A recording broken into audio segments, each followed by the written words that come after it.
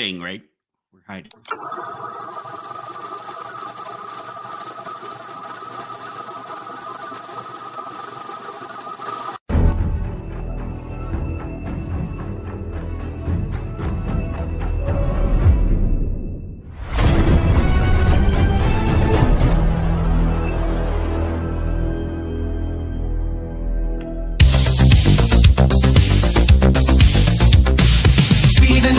On the case, Bigfoot time can't replace. Truth is what we seek to find. Science leads us no behind. To the forest feet and wide, cameras roll inside to side. Every clue, footprint trace. Bigfoot's not a myth they chase. Sunday night will find you. Bigfoot's real, the truth in you. Science, sense, and grace combined. This is all it's time to shine. Mystery solved. It's time to shine.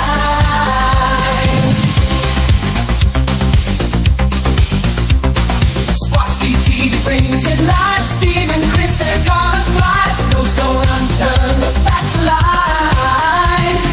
Bigfoot story now defined. Footsteps here and shadows there. In the woods they do prepare. Concepts are like the way. Bigfoot secrets shown today. Sunday night of fire to shine. Sunday night is time to shine. It's one sees it's time to shine.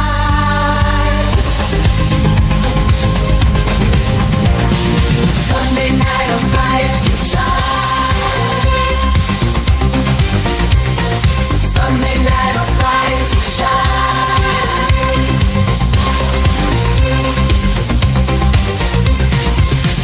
It's always time to shine.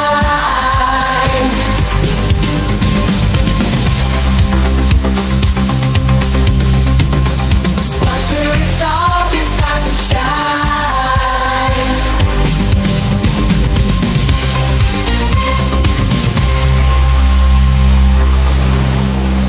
Welcome to Squatch-D TV, where the truth is first before all else. Join your hosts, veteran investigator, TV personality, and author Steve Kulls, and from the Kentucky Bigfoot Research Project and the Kentucky Fried Fixes channel, Chris Bennett. Sit back and prepare to take yourself on a journey with the longest-running Bigfoot podcast, Squatch-D TV. Here are your hosts, Steve and Chris.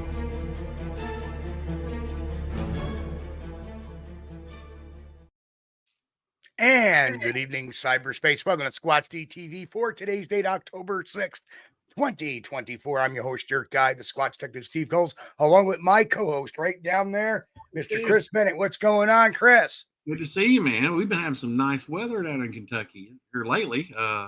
Sunshine, and I have missed it. But unfortunately, the grass realized that it had a lot of rain, so it's been growing. So, yeah, that's true. It's been a job trying to keep that stuff beat back. Well, we had a beautiful fall day here in New York State in the mid-60s all day, real nice, sunny.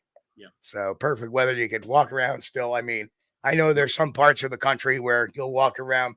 I mean, not Leon. Leon's up there in the Great White North up in Canada. But, you walk around and, you can walk around in 65-degree, shorts and a T-shirt around here. Yeah. It's not cold yet. You ain't no sissies. That's right. If it's above freezing in the wintertime, those guys are outside washing their cars in shorts and T-shirts. Yeah. And of course, tonight's guest beaches of Florida. That's Go ahead, right. Sorry. And tonight's guest, we're going to have Leon on because we're going to be unwrapping some behavior. And we have this incredible, we talked a little bit about it on Friday night, about this incredible Bigfoot encounter. And we actually got permission from the gentleman to use his video. So we've edited out some things that we needed to edit out that would kind of point to who he is, because we want to respect his anonymity as best as we can. And, thankfully, and he may even be lurking in chat tonight. So everybody, we want to be, respectful, number one. And number two, we want to, make sure. And of course, this audience is never a problem with that. And we want to be supportive because, you know, there's a lot going on, and we'll talk about that in a second. But first, let's get to our ceremonial reading of the guest list here tonight in chat. And so I know there was some folks in. Jay Charlotte came in 11 hours early this morning to be first. Wow. So, hello, 8:47 Jay. a.m. I reckon. And then we also had popped in early as well is Yowie Sightings Australia. Welcome down under. Good to see you. Sasquatch crew, welcome. Don Gumow Jr., hello. Pete H., how are you? Pat Collins, good to see you, brother. Danny Weeks, Karen Fisher, how are you? Ristel, what's going on, brother? Sharon, she's in Libsyn, Portugal right now. So, hello, Sharon. So we are reaching around the globe tonight from Australia to Portugal. Angel Nolan, good to see you. Sandra Piper, hello. Who else? Jen, the boss, the bouncer. She's in the house. Hello. And hello to Jen's office assistant as well. Grasshopper, we're not going to forget you this week. Hello, Grasshopper. Traveling with Jim. Jim, good to see you, brother. Finding the Trackway. Bill, what's happening? Oh, there he is. Four Bandits. Good to see you, Four Bandits. Welcome. I'm lost. And Jack Norton. Hello, Jack. Good to see you. Roy Longley representing the lurkers. Make sure reminding all the lurkers to hit that like button. Found it again. Who else we got out of here? Batmom. The Batmom's in the house. Hello, Batmom. Batmom? Arthur Watts. Good to see you, Arthur. Is that John RD 463? Whoa, I actually made a live show, perpetual video on demand watcher here. Hello, well, welcome. Welcome to the gaggle. Thomas Steinberg. That's right. Always the facts and never deviate from them. Right. I saw a great photo of him in one of Henry's videos. He had a picture of it's from a BBC magazine, I think, or a BBC article. Had a picture of Thomas Steinberg up there. That was a great pic, Tom. It looked good. The Susie Monster. Hello, Susie Monster. She's in Boris Khan. Gorny Goo Goo. Hello, Boris Khan. Brian Wolf. The Wolf is in the house. Brian? From wolfbachradio.com. Great guy. Kaiju Ninja 1985. Ninja. Martin Stilts. Marty, good to see you, my friend. Martin, welcome. Mrs. Trackway Deb, what's going on? Mrs. Trackway in the house. And the Beatron in the house as well. Beatron. Jay Fritz. Hello, Jay. And, looks like the whole crew is in tonight. I got lost and found about 3 times while you were going through that. Brian McMahon. Hello, Brian. Good to see you. Okay, I think I got everybody. Jerry's in town. Yes. Somewhere in there. Jerry, hello, Jerry. I know you're out there lurking probably. Okay, so where do we start from this? Leon, you wanted to have a little preamble about, what this is about and what it's not about. So. Well, just a little thing. I mean, whenever we do stuff like this, or whenever I do stuff like this, a lot of people, in their brain, they kind of look at it as like a JoJo psychic thing. We're not doing a JoJo psychic thing. That is not what this is about. We're not here to, hit a certain part of your psychological brain that goes, oh my God, how would they know that? They must be, some kind of great people. No. Right. And in most cases, I say, every time I say it, not just in most cases, is like a body language does not tell you whether a person is a liar or not liar. Time will tell you that about a person. Right. Body language helps you ask the right questions. And depending on how you use body language, and I use body language with clients to help them get their story, a narration, emotional narration to what has happened to them in a variety of situations. And kind of that's what we're doing tonight is we're going to take a look at, and Thomas has a great phrase. I remember he's saying this to Joe all the time before his passing. He said, we must sound crazy to you, Joe, because you experienced it. We didn't see it.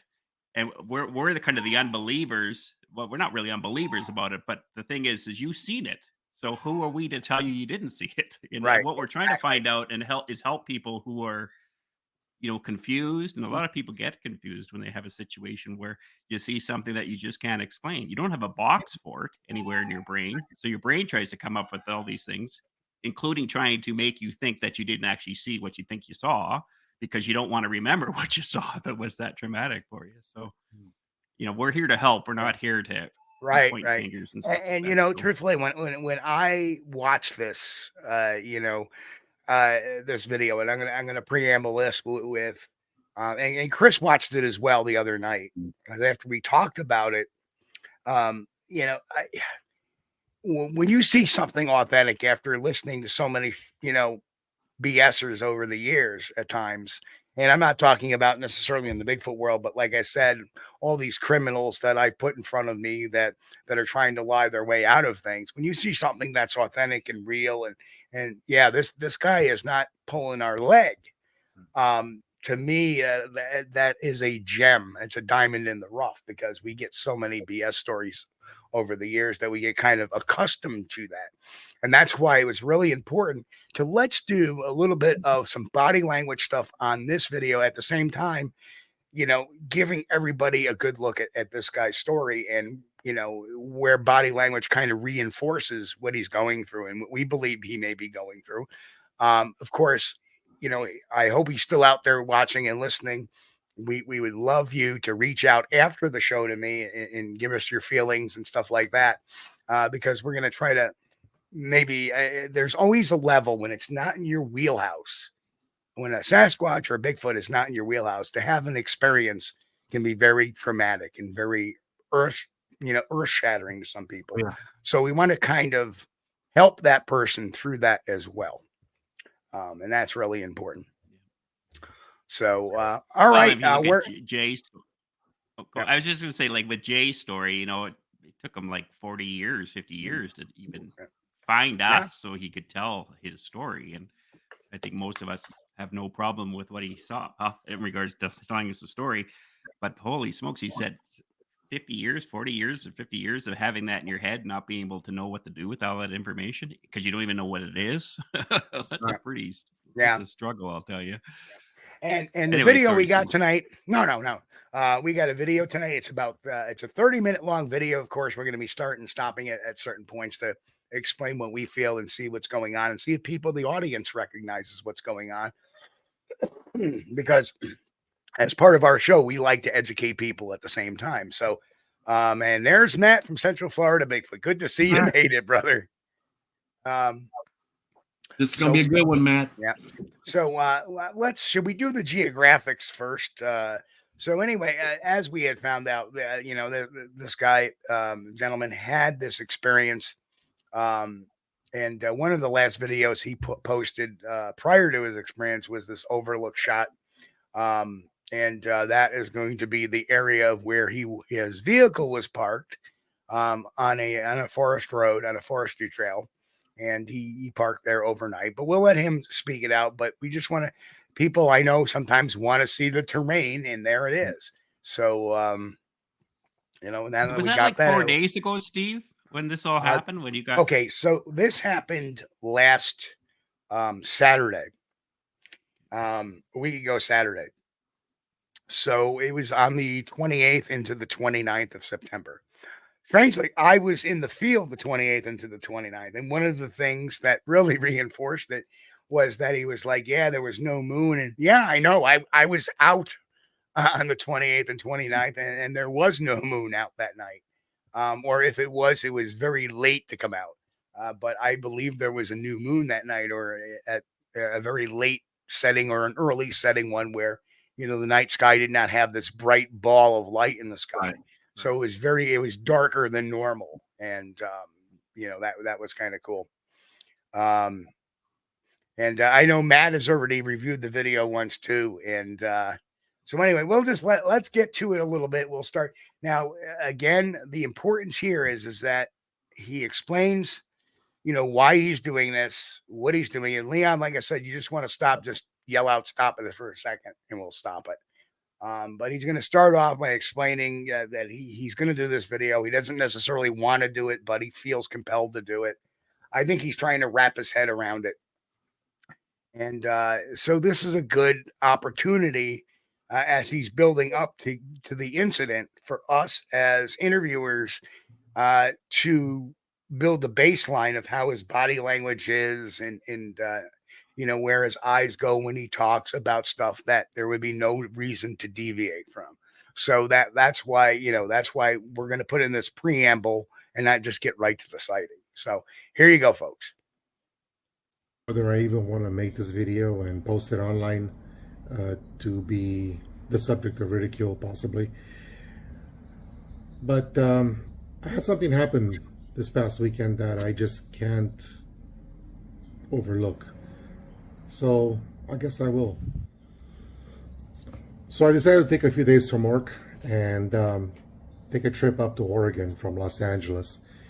This was on September 28th, 29th, 30th, and I wanted to take about a week to go up to Oregon and back, and driving all the way up there. And I wanted to take Highway 395 up through Bishop, Mammoth Lakes area. Now, I just want to, one thing I noticed automatically is he's looking down a little bit and to his right automatically. And I think that's because he may have a computer monitor. I know he is fidgeting because you can hear it click once in a while. He has a flashlight and he's fidgeting with it. And that's the little flashlight. That's the clicking we hear. Or maybe he's got a pen there, but there's something clicking. So he's fidgeting with something in his right hand. So going I'll up add north towards Reno. Hold that for a second too. I'll just add a bit more too. When a person is feeling guilty about something, on truth, if you talk to a toddler will always look down, but they have a very distinct look about them when they're looking down, as if they're trying to hide. Yeah. And then they'll come up. No, I didn't take the cookie. Right. Yeah. Yeah. That's not what he's doing. No. I want you all, when you're watching this, is just watch what his baseline is. And when we're talking about baseline, what we're talking about is where his body goes when you're asked certain styles of questions. So you'll notice his eyes. If you were looking at him, like you guys at home, and I'm looking at him this way, you'll notice his right eye, when he was just talking there, went for just a few microseconds because he's formulating in his mind, not in a negative way, but he's formulating a directional thing because he's talking about where he's located. And then he goes to the right, our left, if you're viewing him. And when he's going to his left, and just keep an eye on his eyes. And as he goes through this, notice you catch yourself seeing that he is looking at something in his eyes mind. Yeah. You'll catch that as it goes on. It won't be quite yet.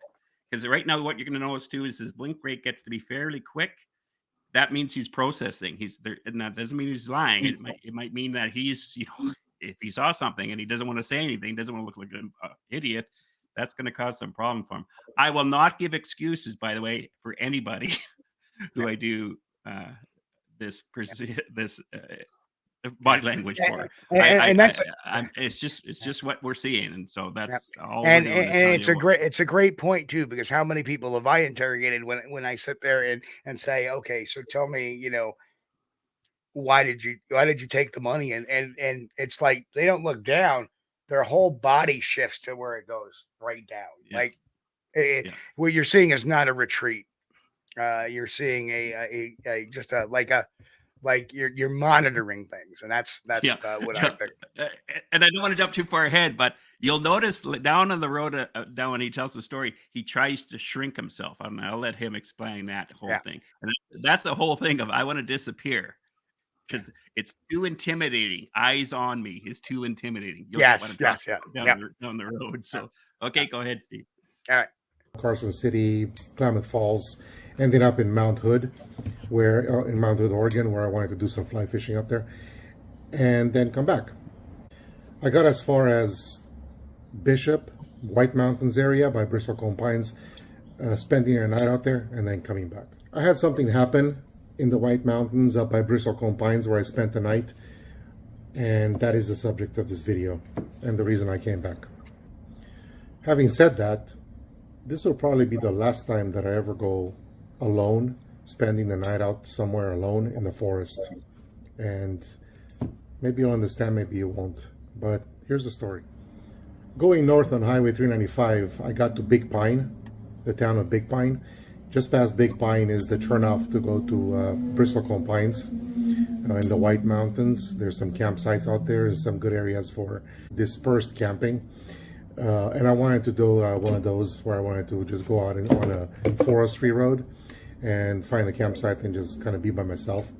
I drove 13 miles up from Big Pine to the turnoff towards Bristlecone Pines. And then from there, I went roughly about 5 miles up the road towards the Pines. And again, the eyes up is just, he's just trying to remember. That's a recall kind of gesture that he's doing there. Before finding a forestry road on the left-hand side of the road at an area that led me to a place called Keith's Point. Some of you may be familiar with the location, but it's a forestry road, and I forgot to write down the number of the forestry road, but it ends up at this place called Keith's Point, and then it kind of disperses out from there with different dirt roads that go in different directions. And after stopping at Keith's Point, I decided to go a few more miles in from there and just find a nice secluded spot and, you know, where it'd be private and just be able to see all the stars, no lights, no campfires, and no people around to make noise and things like that. I found myself a nice spot and made dinner. Basically parked the car there or the SUV there and made dinner and set up my camp. I wanted to sleep inside the car, and I have a mattress that unfolds into 3 parts, and it's very nice to, makes it very comfortable to sleep inside the car. Didn't want to set up a tent and all that. And basically set myself up for the night. Everything went smoothly up until about 2 a.m. At about 2 a.m. I felt a bump on the car, and it was a distinct bump. I was sleeping, which that bump kind of woke me up, and it came from the front hood of the car. The front of the car was facing towards the sunrise, where I expected the sun to rise in the morning. So I set up a sun shade in between the front driver and passenger. Now, what I love here too, Leon, is the body language is consistent with the story. And that's usually a big thing. A lot of times when people are fabricating stuff, they sit pretty rigid, where they don't say, "Oh, I did this, and then I went here, and I went over there," and then they you don't see that with a lot of people fabricating stuff. But he's very animated, and when he's talking about the sunshade, he talks about the sunshade. When he says, "Oh, the sun," and stuff like that, you see those arms move. So I think that's that's telling And me you- he. And what you're going to watch coming up here is he's going to start talking about watching a sunset. And he'll say, you watch the sunset go across the horizon. As soon as he says that, look at his eyes. You can see him go right in his memory. His eyes go like this, sunset. You're seeing that a bit here, too. I was going to ask a question, Steve. Did you do the editing for this video, or did he do No, that was his editing. Yeah. Okay. No, that's fine. I was just kind of curious about that. The other thing I just want to point out to you, too, is this is not reversed. He's straight on to us. In other words, this isn't backwards. You can tell by his t-shirt, stuff like that. Some of the stuff on the wall as well to let you know that. He's also using his left arm. When someone's using, at least in my experience, if someone's using their left arm to express something, that's usually telling you that what they're telling you is actually happening. Right. They're using their right arm or both their arms. They can be trying to win you or woo you over, basically. Certain candidates do that kind of thing. We won't get into the politics. Anyways, just point that out.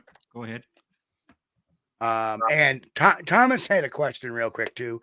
Is that Leon, would a witness react to a computer screen as he would when talking face to face with an interviewer? I don't think so. No, it really depends. Like the problem with you guys and me right now is this is all backwards in our mind. So when I'm telling you, if you're looking left, like a lot of times, if you had a taking body language, they'll show you a picture of a person's face, and they'll have arrows pointing this way, that way for their eyes, either this way or that way, or this way or that way, or this way or that way.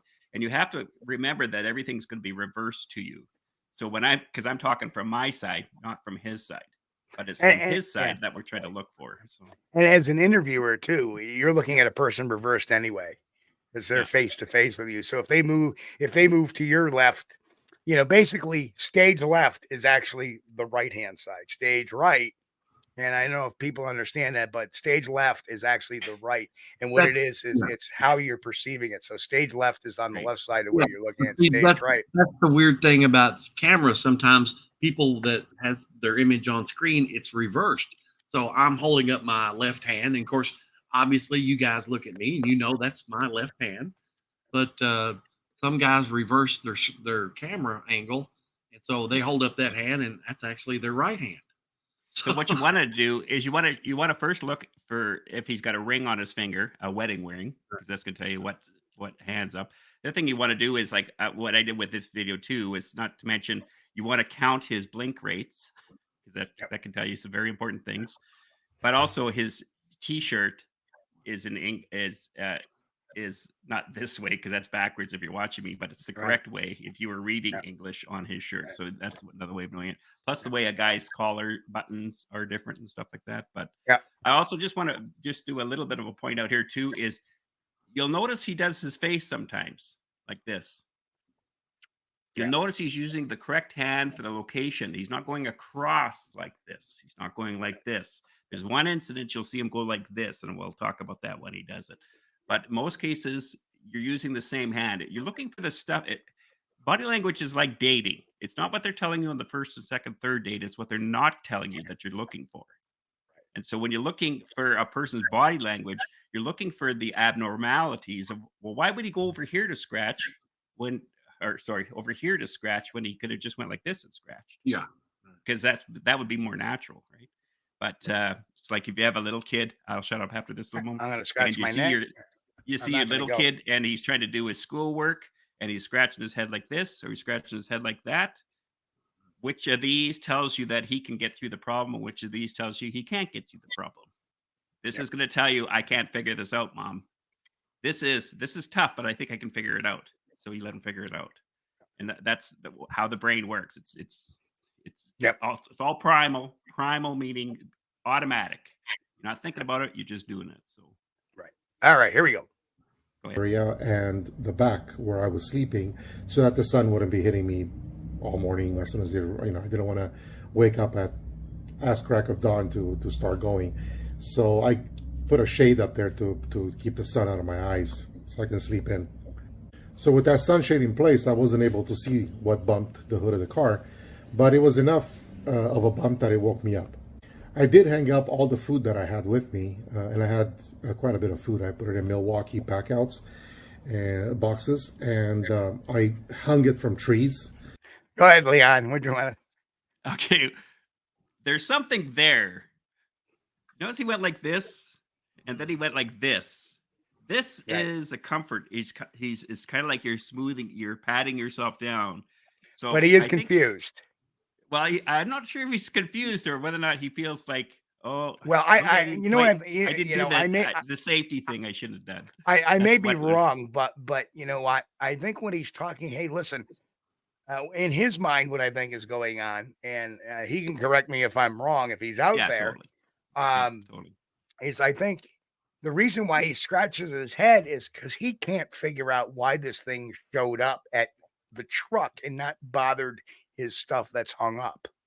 He goes, I hung up the food. If it was going to bother anything, I don't know why it didn't bother the food. Why is it bothering me? I think that's part of it. I would maybe flip that around a bit. And I'm not saying this is what it is. I think and again, it'd be great if we could talk to him eventually if he wants to do that. That'd be cool. Is because it's when we talk about body language and it's primal, meaning that you're not aware of you're doing it. He could have had a thought in his head for about 50 seconds, less than 50 seconds, 5 seconds, that said, "Is it because of that damn food?" Yeah, that could be too. Is it because of that damn food? Did I leave that Should out I put the food higher? Is there something? Because if he doesn't know what's happened, that's where your brain goes. Your brain, unfortunately, 100 to 1 is always trying to figure out, well, what was the bad part of it and stuff like that. I think he was, what's that say? What did comments say? He says, I think he has a strong need to get what he has to say out. Well, yeah, that was a question. That was a question like I had. Could it be like he's doing a little self-soothing there to get to preempt, because he's like, well, here we go. You're getting closer to that story. Yeah, I'm going to tell it. Yeah, and that's what it seemed to me. Yeah, totally. On this rope. is like So a week ago. it was away from wildlife, and it definitely wasn't on the hood of my car, and I definitely didn't have any food inside the car. So any food that any wild animal might have wanted would have been in the trees, not on the car. So I tried to peek around the sunshade that I had placed in between the passenger and the rear of the. I think the howler, the howler made it. Now I know why he didn't want to tell the story. LOL. No, we completely believe his story. Absolutely. It has nothing to do. We're showing body language. Of course, if you came in late and you missed the pretense of it, there we go. Chris is right. There we go. There we got the answer. Yep. Good job, Chris. Here we go. Yep. No, if any the howler actually, we are very much in support of what this story here. We're actually trying to show body language that is truthful, Right. rather than deceitful, that we've shown time and time again. You folks know a lot of you guys out there that have followed the show for years know that what deceptive body language looks like. This is a case where we can actually show what an authentic case looks like, and that's awesome. When I saw the Bigfoot, I felt love. Stuff like that. Wow. All right, back to the video. Sorry, I had to cut in there because I saw that comment. SUV, Nice. but it was too dark. It was a perfect night to see all the stars, Milky Way, and everything. So it was a pretty dark night. You couldn't really see very far, and I definitely didn't see anything around the vehicle in the darkness. So I chalked it up to my imagination, possibly. I thought maybe it was just in my dream, and turned over and went back to sleep. I didn't get a chance to fall back asleep. A couple of minutes later, there was a distinct bump again from the hood of the car, at which point now I was awake. So it was definitely something that wasn't in my dream. And I have this flashlight. I had this flashlight with me in the car, and I put the light basically onto the hood of the car, and I didn't see anything. And so I thought maybe something fell on the car, or maybe a pine cone or something, and that might have caused it. So I kind of again rolled over and just went back to sleep for about a couple more minutes, about 2 more minutes, at which point I felt the car being rocked back and forth like this. It just went woof, woof, like that from the side this time, and it was. And I gotta say this too. I mean, if this was somebody pulling her leg, it would have been much more dramatic. And it's rocking the car. No, it just went boop. And again, the hand motion, and you can see the whole mental process going on in his mind, trying to figure out like what's happening here. And I think that's really, really cool. Basically from the window area that was to my right here. And his eyes going side to side. You can see he's kind of reliving this whole thing. So like my head is towards the driver section, my legs are towards the back door, the swing up door, and I had a window here and obviously a window on both sides of me, and I felt the car rocking from this side of me, just like this. My first thought was that there's a bear out there. For sure, there's a bear outside, and he's put the paws on the car and is rocking it.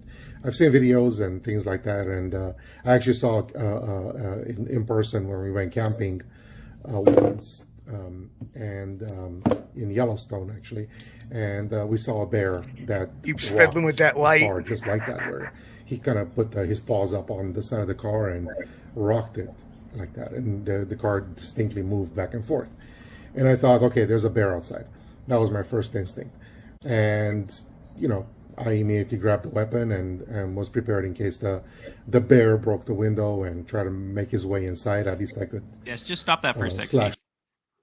You'll notice if you play the video back after we're online, and you guys can do it back and forth all you want. But that's the third time he thought it was a bear, and every time he said it's a bear, his eyebrows go up. Yeah.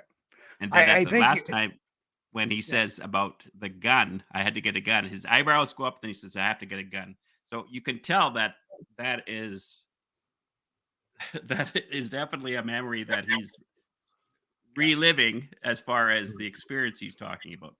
When anybody starts their eyebrows going up there, it's usually telling they're surprised. They're surprised, or they're surprised, but not. He's not freaking out, but he's definitely aware. So I agree that he probably has been in the bush enough. So go ahead, Steve. Here we can rewind it a little bit here, and let's go back to. Bear outside. That was my first instinct. There, and you know, I immediately grabbed the weapon and was prepared in case the bear broke the window and tried to make his way inside. At least I could slash the paws, and, you know, I don't know. Obviously, I probably would piss him off more than anything else if I did that. But anyway, at least amount of preparation. I was armed beyond the knife, but don't want to get into that right now. But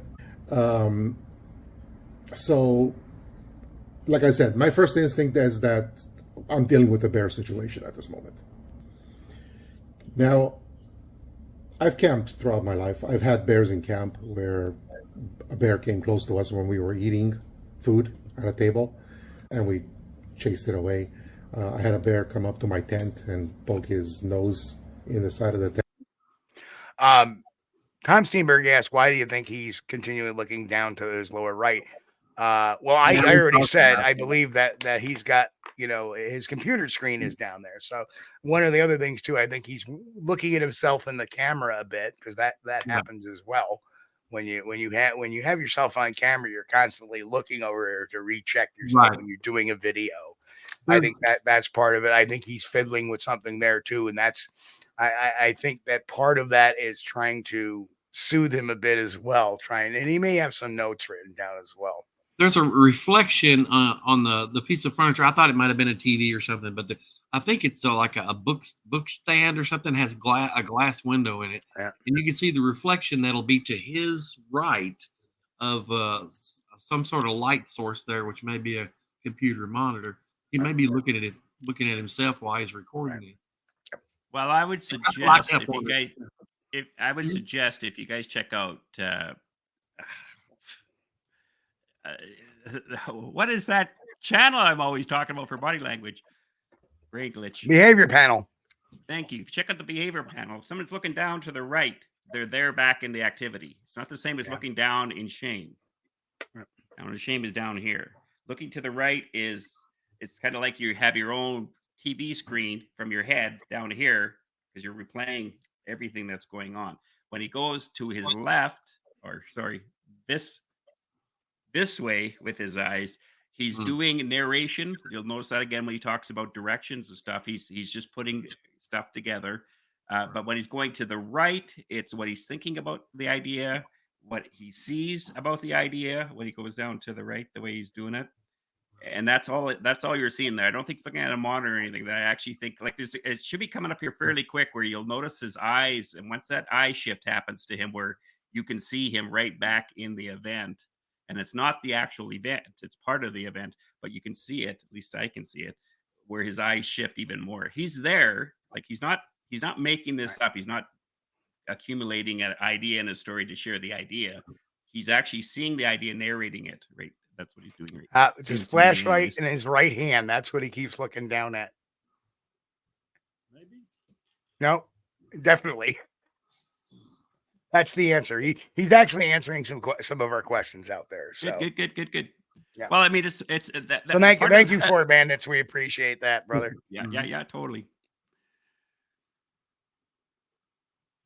And Howler says, Howler says he has a guy telling us his story too. I love it. Yeah, absolutely. That's Michael. Okay, so let's back up a little. We don't need to back up that much. Let's go back to right about here. There we go. Chased it away I had a bear come up to my tent and poke his nose in the side of the tent. And, you know, as freaky as that can be, you know, I didn't go into panic mode or anything. Like I said, I've had bears in camp before, is what I'm trying to say. So it didn't exactly freak me out to have a bear outside. Obviously, it's not a safe situation to have a bear in camp, but I was inside of a vehicle, so I wasn't exactly terrified of having a bear in the camp, even if I was by myself. And like I said, if push came to shove, I had a means of neutralizing the bear if I needed to, but that wasn't something that I was looking forward to. However, I didn't really get that opportunity, so here we go. So as I said, right there. Eh? Yeah, now here it is. It's like, oh God, here I go. I don't know if I want to do this or not. Here it Right is. there. I think we're all on the same page with that one. It's like a little bit of self-soothing there. Here we go. at the beginning of this video, I'm hesitant to put this out into the world because, And he even admits it. this subject matter tends to be ridiculed, not necessarily as much as it used to be, with all the YouTube videos out there and all the testimonies, but it still does tend to have a certain amount of people that don't believe you, and so I'm putting that out there and prefacing this with that. So I took this flashlight and I thought maybe I'll scare the bear with the light. You know, you can scare bears with a light or noise and things like that. So I put this light on full beam and turned it on, basically, shining it out the window, directly out the window like this, and basically with the intention of blinding the animal, whatever was out there, putting it into his face and just scaring it away, hopefully, without any further incident. And well, okay, so Yeah, he's like Catch that? coming to grips with this. Coming to grips with this. Like, How do I say it? well, here I go. what I saw wasn't a bear. What I saw was my whole entire window, the entire section of the window, which is probably about 2 feet wide, I guess. The entire section of the window was filled with gray fur, gray and white mixed together, but gray fur. The hairs were long like that, but was the terrifying part, and I don't know if I want to say terrifying, but I guess it kind of was. Now, we've talked about this, you know, that in looking at his channel, looking at some of the background, he doesn't want to admit he's terrified. And that, I mean, it's a big thing to admit that, you know, that, hey, I was terrified of this thing. I wasn't expecting to see this, and there it is. We all get that. Yep. Yeah, you've got a rough, tough, big guy. This is not some girly man, okay? This is a tough guy, and he's probably experienced something and felt something that he's rarely experienced. And that was something that was scary enough to scare him. Yep. Yeah. But at the end of the day, we're all human beings. We can be That's scared. exactly We can right. be, you know, despite, there's nothing that scares me. Yeah. There's always Until it something does. going. Yeah. And until you have a propane truck blow up, like, you know, a couple 100 feet away, that scares the shit out of me. Right. You know, I may not say it would scare me, but it'd scare me. Was that there was a hand, imagine my hand being furry, completely covered in fur here, but about maybe 3 times the size of my hand. And I don't have a small hand. I don't know if you see next to my hand, my head. I don't have a small hand, but imagine it being about 3 times this size, like that, hanging down in front of the fur. So the fur is back here, and then this hand is kind of just like this in front of the window, and distinctly seeing fingers, not claws, fingers covered in fur. Like I said, about 3 times the size of my hand. And I put the light on that, and then as soon as I saw that, instantly I shut it back off. To say that it was a scary moment is to minimize the whole thing. It was more than scary at that moment. The image that I was seeing, the processing of the image that I was seeing slowly started to creep in at that moment. So Now, that's something I've talked about in my book considerably a lot, is that is the time, why people may have regressive memories, why people think it may disappear on them, why people, because it takes, for somebody that a Bigfoot is not in your wheelhouse, the mind has no catalog on it. So now that it's seeing it for the first time, there is this momentary pause in your mind that happens, that like, what am I looking at here? It's kind of like looking at something you can't make out in the distance, and then it takes a little, oh, okay, it's that. Well, that's what's going on in his mind at this time. So I talk a lot about, like I said, talking to a lot of legit witnesses over the years, or people that are in circumstances necessarily that they can't understand, and it takes time to process it. It's exactly what he's describing here. So again, I stayed there with the light like this. I didn't reach for anything else. It wasn't that kind of a. It was a freezing moment. So like you freeze. I pretty much just did this. I put the light on the thing, and I immediately shut it off. And I was pressing the button because this has settings where it does this bit. So it dims and then starts to flash. So it's not just an on-off thing. And I was literally terrified that this thing would be attracted by these lights, by what I was doing. It didn't move. It just, the whole image just remained still the way it was. But eventually I did shut off the light completely, and we went back to kind of darkness. From what it appears, he is saying he saw the back of the hand, because it was like a hand card. So it may have pushed it, and then it's standing there, and actually the way it's looking at was that the hands may have been at rest. So that's how tall this thing up or high or tall it was. And he'll describe that a little bit more.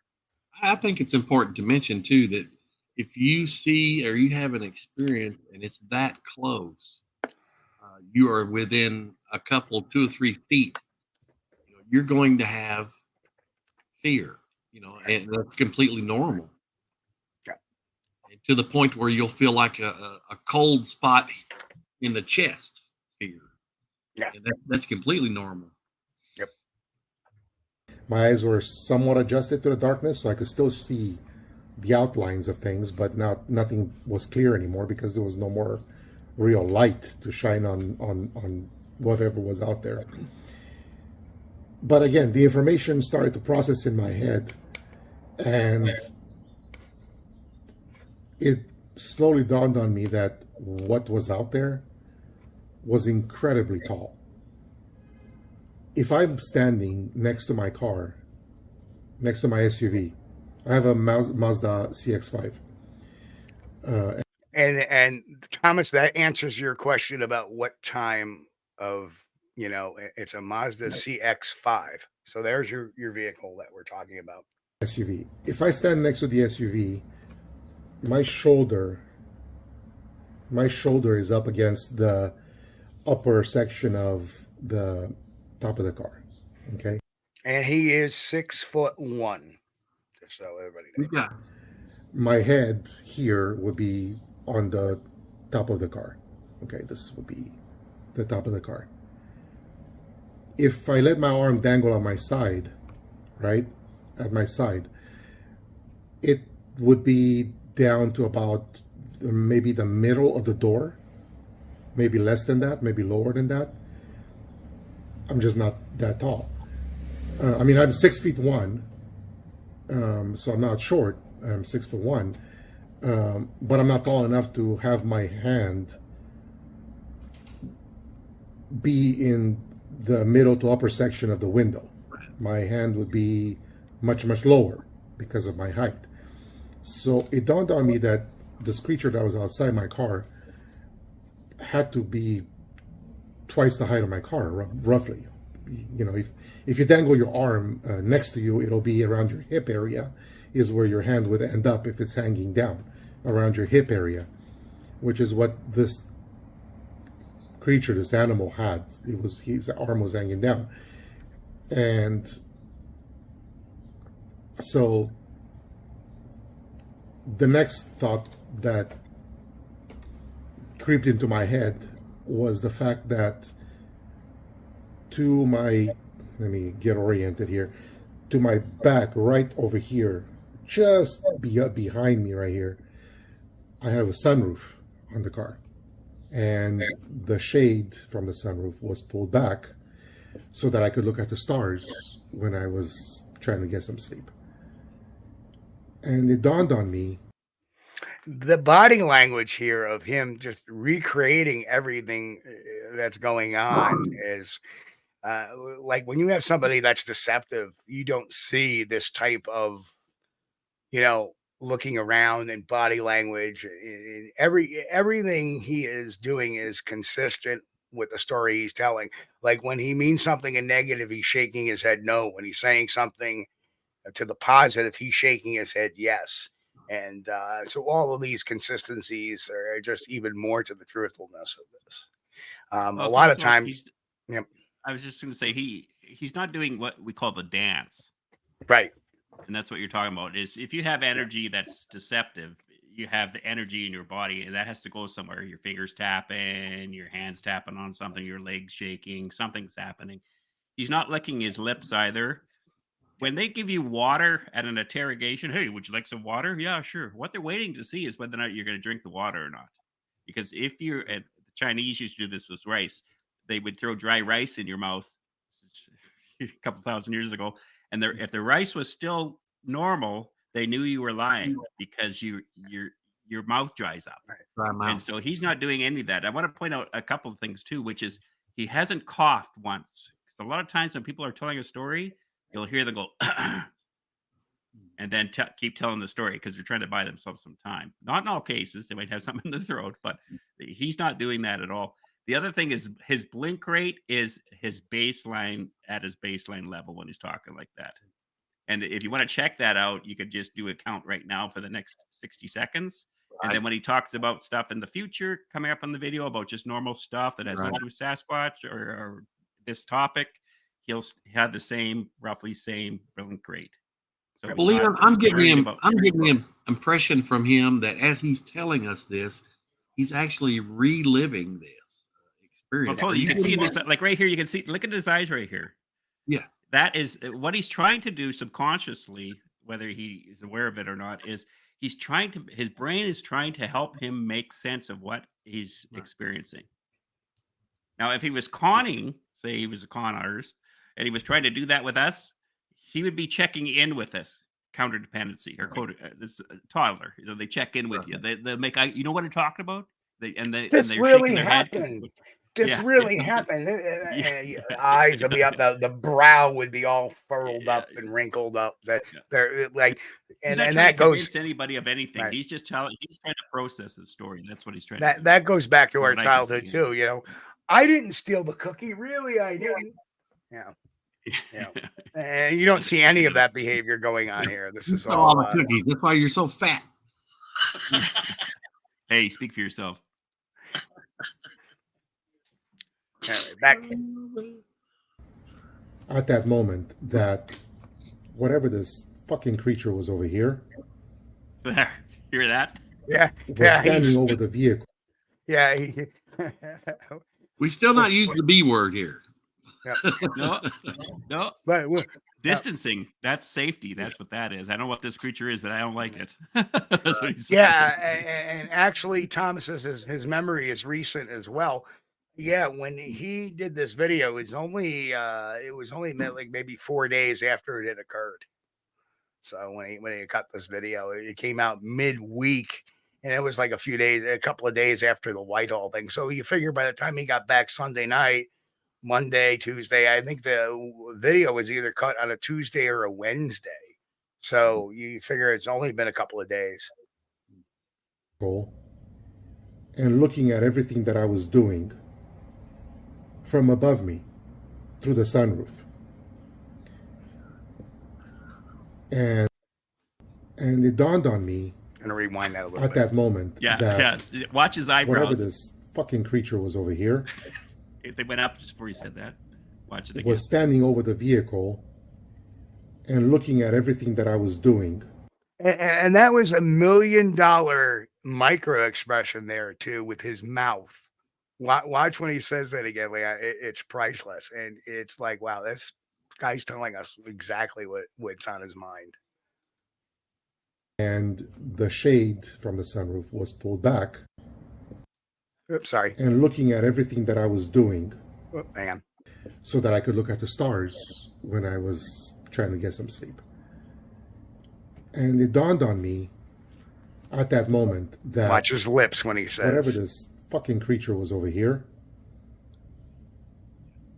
was standing over the vehicle and looking at everything that I was doing from above me through the sunroof. And when that dawned on me, I immediately had this kind of a reaction where I went like this. Like I lowered my head a little bit because the thought of whatever was outside there was looking at me right through above this portion right here, right behind me. That was terrifying. That was a kind of a scary thought. And I'm 6'1", I'm 260 pounds, man. I'm not light and I'm not short. I'm a pretty big guy. And I can take care of myself in most situations. I don't fear men. I don't want to say I don't fear animals, but I don't fear that many animals. And now comes the part, and Chris and I talked about this. It's almost like he's kind of showing a lot of guilt signs at feeling terrified. And he shouldn't be. Let me just say that because he's out there. He shouldn't be having any guilt of that. But there's no shame in being frightened by one of these creatures because that's not normal. Okay, not at that distance either. Right. You know, and the big kicker here too is it's the personality type. He's a big guy, tough guy, and something just scared the heck out of him, and he's coming to grips with that as well. Yeah, he's not used to that. Yep. Hold the video there for a sec. Hold the video for. That thing he's not doing is he didn't pierce his lips, and he didn't do this. Yep. Just hiding. I think this part is where he tries to talk about getting smaller.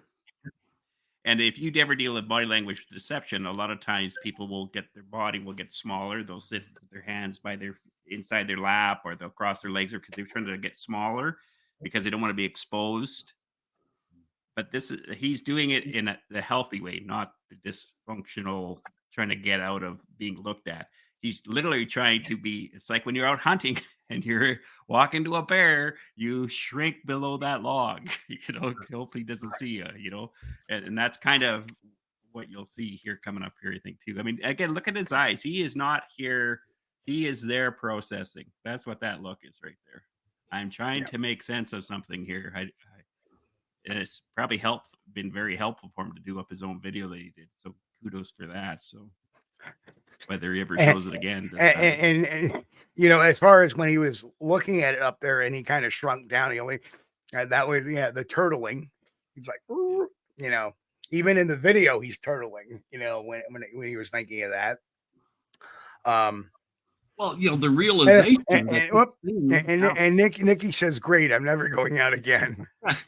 But the realization that this thing is right outside his window and it is that tall and that big. And then, first of all, he's concentrating on that. And then as he processes this, he realizes, oh my God, the sunroof is up there, It's got to be, this thing is looking down at me through the sunroof. I guarantee that's what it's doing. And so, yeah. And another thing too is that you do not see in this is that the tone of this is kind of changed. I mean, he kind of chuckled about the first thing. He's I thought maybe it was a pine cone. I think that was self-reflective of like, yeah, boy, did I get fooled. But usually at this point, when you see deception and they'll kind of get smirkish. And you don't see any of that behavior here. In fact, you see behavior just the opposite. You see him kind of looking disgusted, at himself, for getting terrified or getting scared. You see these behaviors of confusion. And, if you look at that face, look at a person that's very confused. That is the look of confusion personified. His eyebrows are down.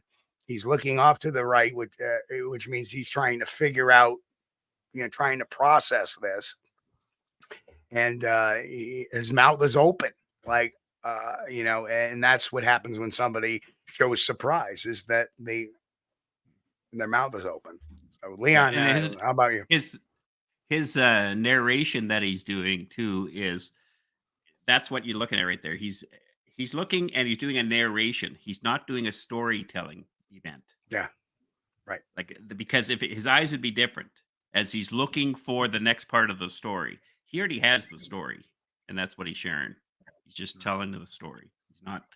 He's not like, again, this guy, he hasn't showed stuff that you would normally be seeing with people who are trying to be deceptive and stuff. I don't know him that well. Mike, Mike's the Nikki say, well, Nikki said this was terrifying. I remember going out again. And then she says, I have a sunroof too. And then Mike Stetton again said, this is terrifying. A monster towering you over a couple of feet away. And the fear and awe is written all over him. Absolutely. And rightfully so.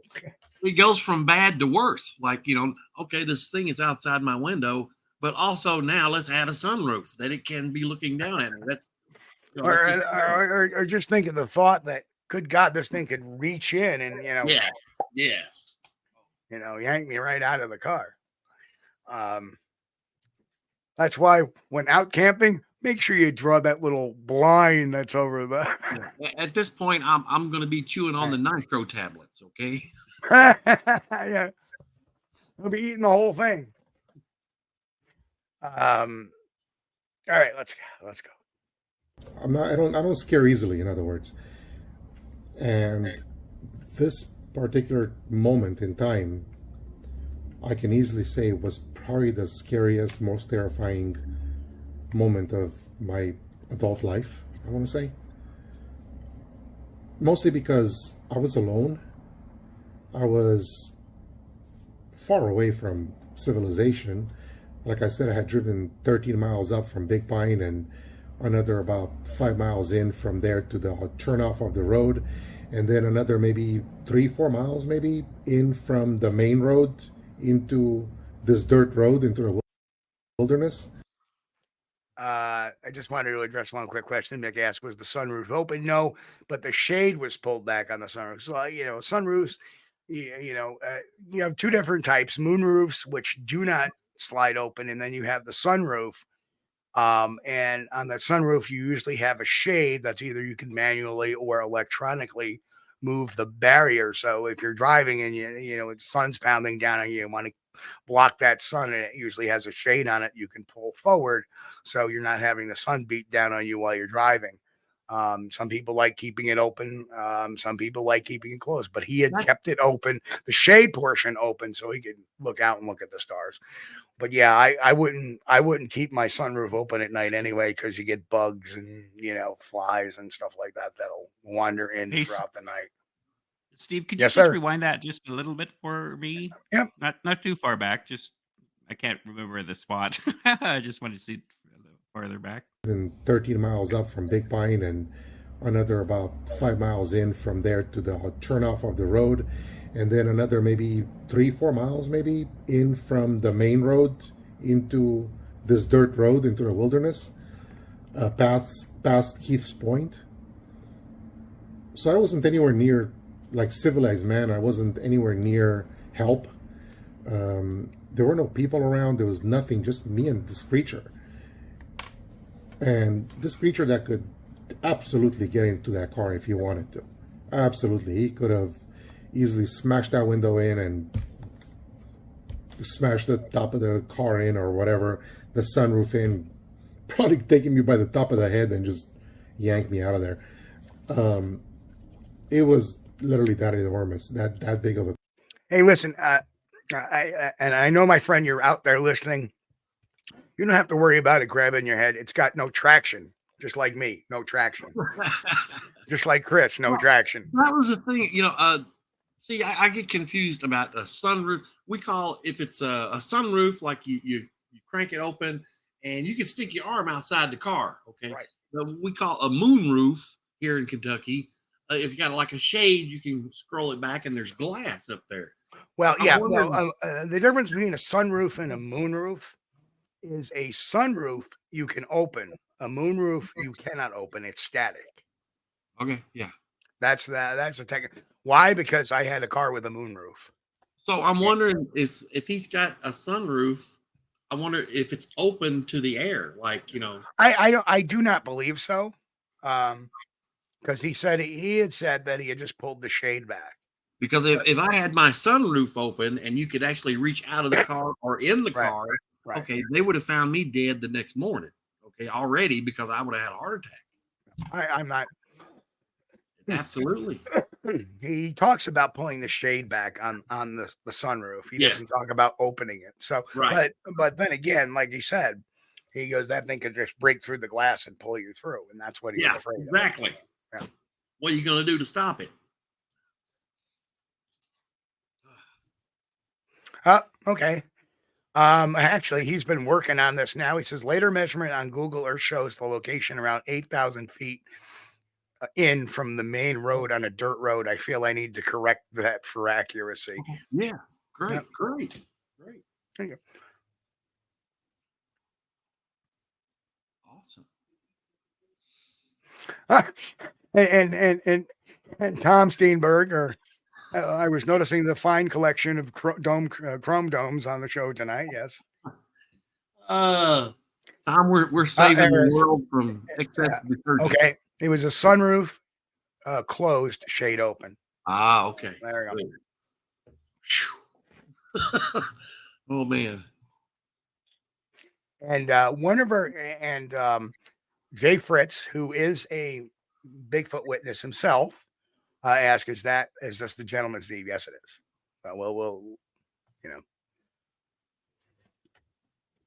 So I appreciate him answering some of our questions in the chat tonight. Thank you so much. Yes. We applaud your bravery. Everybody here says you were very brave coming forward for this. Yes. So okay, let's press on. And of a creature, and that thought was incredibly terrifying. I keep using that word, but that's pretty much what it was. It was in the pit of your stomach. You feel that, where you think that at any moment glass is going to smash and crash in upon you, and you're going to die, possibly. So that's what happened. And I didn't turn on the light anymore. I don't blame you. Too worried that would start something, so I didn't do that. I said this once. I'll say it again. There are times, it's okay to be afraid of the dark. You don't want to be afraid of the light too. I definitely didn't try to look up. Thoughts went through your head to creep your eyes up and look up to see what's up there. I definitely didn't do that. Again, I thought for a moment that, eye contact with a wild animal might start the protection, the self-protective mode or something, or, aggressive mode. And that's something that I definitely didn't want to instigate. So I didn't do that. I basically just did one of these, like, I try to make myself as small as I could inside my own car. And I just lowered myself and did this kind of a thing. I don't know if you can imagine that. And that was pretty much it. There was nothing aggressive happened. The glass didn't smash. The car didn't get damaged anymore. But I did see that this thing moved away. It kind of just drifted away slowly. Eventually, I don't know how long I don't know how long he looked at me. I have no idea how. I don't even know if he did look at me. That's just what I'm imagining that happened because of the positioning of the creature outside the car. And I have no idea how long I stayed like that and how long this incident occurred, how long it took place. Leon, what do you think's going on there? Oh, I mean, you're muted, Leon. You mean where his hand is and stuff like that? Yeah. Well, parts of it is brushing it away. He's trying to brush something away, like awkwardness to him. I think the guy, honestly, I hope he would feel comfortable with maybe not even be online with us, but help us or be actually interested in coming online with us, because I have a lot of questions. Like, are you sleeping okay? That'd be one of my first questions. Right. Because if he's using distancing language, like he calls it this thing, or the other word he uses, he doesn't call it that's what I appreciate about it. Yeah. For Bandits, you're out there. I know you're out there listening. If you want to come on with us after the show, because I know you're kind of shy talking to the whole contingent and going on worldwide. Yeah. But if you just want to talk with us three after the show, while we play some more of your video, I can email you a link to get into our little video chat here.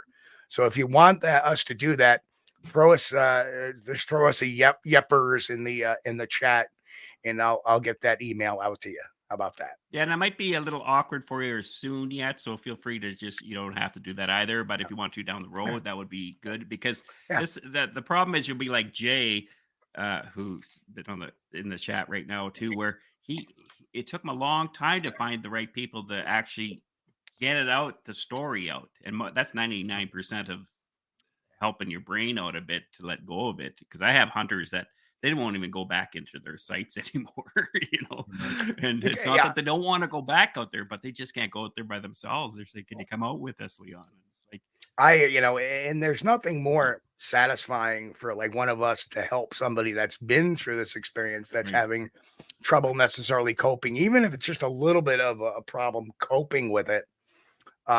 We're really, like we've had Dave Groves on the show, and that was a guy who didn't want to talk about it. And I actually kind of got him to come up on stage with me. I said, nobody's going to make fun of you. I'm right here. And he's all right, I'll do it.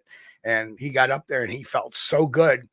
And after that point, he began to talk about that a little bit more with people, which was good. It helped him get past it. And that's, some of the.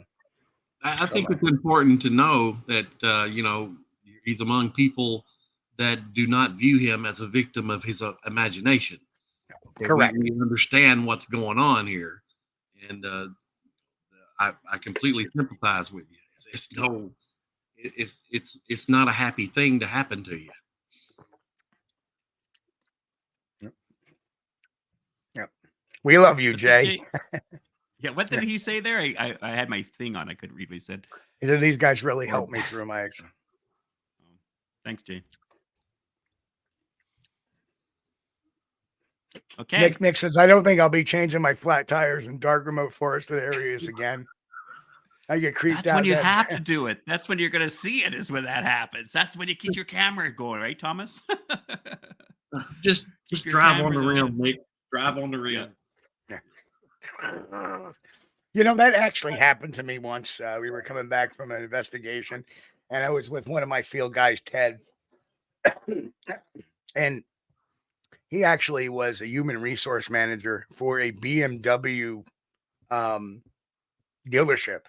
And so he had this nice new BMW SUV, and wouldn't you know, he got 2 flat tires on the way back. And here we are in the middle of nowhere. Like, But we managed to get the tires. They were slow leak. They were slow leaks. So we managed to get the tires inflated to where we could get it to some place where we could handle it. But I remember doing the video there. You just hear me go, "Yep, here we are, flat tire." You hear poor Ted swearing up a storm in the background that I had to beep, beep, beep. And, yep, haven't seen a car now in about 20 minutes. But anyway, we'll get back on. Yeah. My mind just wasn't functioning. It stopped functioning. I don't know if how many of you have been in that kind of a situation. I've been in situations that I thought were dangerous before, and I realized that they were not as dangerous as what I felt that night. And like I said, the animal, the creature, just moved away. Eventually moved away, and I noticed that it moved away because the reflections from trees and background, sky in the distance and all that returned to the window. It was no longer blocked by that big, giant, enormous body that stood out there before. I just want to point something out here, Steve. And that when you're watching him, you notice he still doesn't want to look out that bloody window when he just said that whole spiel. He's been looking this way for most of the whole interview or his whole thing, and all of a sudden he still does not want to look out that window. I just want to kind of point that. He's there. Yeah, totally. Like I don't want to do. I don't want to look up. I don't want to look out. I don't want to do anything. I want to mousify.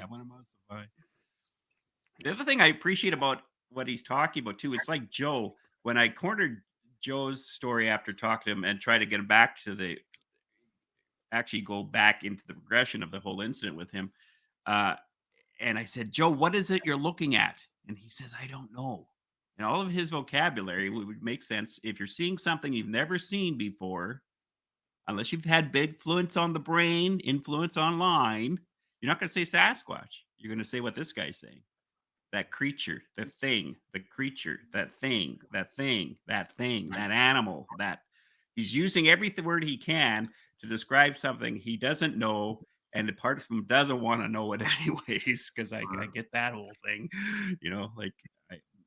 anyways, I just wanted to share that part. I just thought it was kind of, I'm empathetic to his situation, but I could see a lot of people doing the same thing. I don't want to look at that window. I don't want to go out there. No, I don't want to go out there. It's kind of like when he's sitting there looking up there like that. I thought of Jurassic Park when the kids are next to into the car and the raptors looking over top and they're all looking up at him like, I don't look up there. Don't look up there. Don't look up there. Don't look up. Right. Yeah, I don't want to see this fear. I don't want to get any more afraid than I am. So anyway, sorry. So Jerry was asking and playing devil's advocate, but what evidence that this is actually a Sasquatch? I believe the individual had a scary encounter, but what causes him to the conclusion of a Sasquatch encounter? Well, what else, is big and long-haired and stands on 2 feet, which obviously it's in front of his window. The car's been rocking and there's a huge hand that's 3 times the size of his. In the window. Yeah. To me, that's, enough corroboration and description that would fall into the classification of a Sasquatch. It's like if a hairy arm reached into your house, which was reported in Fouke, Arkansas. What makes that? What else has a hairy arm with a hand attached on the end of it? Right, without claws, like it's not a bear paw. It's not, it wasn't even the color of a bear, truthfully, because this was a gray, and this was had grayish hair on it. Right. So this isn't really necessary, and long hair at that. So it's not even a descriptive of a bear, So that leaves very little, wiggle room for other animals. So just a description of it. And that's why. The thing too is, if we're seasoned researchers, we want to go to a Sasquatch kind of thing. But he isn't a seasoned researcher. He's had something happen to him. And as people who've been in this for a few years, we need to understand that it's not our job to tell him what he saw. It's our Right. job to help him understand what he's looking at. He'll eventually be able to do it because I mean, for us who have heard stories like this before, it's got the same rhythmic flavor, which is Mm. I don't want to see what I'm looking at. I mean, I don't know how many people I've talked to that have had experiences where they've said that I haven't led them with this conversation. They've said I tried to convince myself I didn't see what I saw. Yep.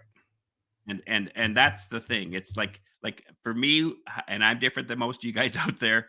I don't know if there's a Sasquatch or a Bigfoot out there, and I'm the one who's claiming I think I saw something that looks like a Sasquatch on the back of a moose when I was younger. Remember the crazy guy?